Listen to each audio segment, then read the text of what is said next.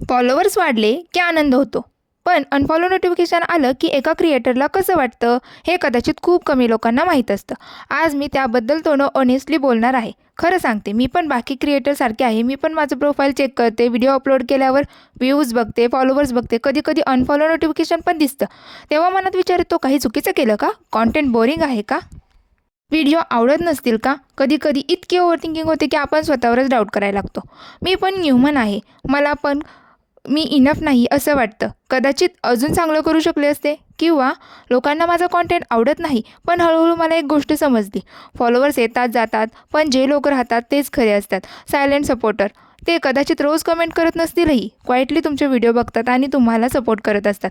एक दिवस मी माझं प्रोफाईल बघत होते. फॉलोवर्स वाढले होते, पण काही अनफॉलो पण झाले होते. आणि ते बघताना मला अचानक एक गोष्ट रिअलाईज झाली. कदाचित प्रॉब्लेम फॉलोवर्समध्ये नव्हता, प्रॉब्लेम माझ्या विचारात होता. त्या दिवशी मी एक छोटा डिसिजन घेतला. तो डिसिजन नंतर माझं कॉन्टेंट बनवण्याचा पूर्ण विचारच बदलला. तो डिसिजन काय होता हे जर तुम्हाला जाणून घ्यायचं असेल तर मला फॉलो करायला विसरू नका. ते मी तुम्हाला नेक्स्ट व्हिडिओमध्ये सांगेन.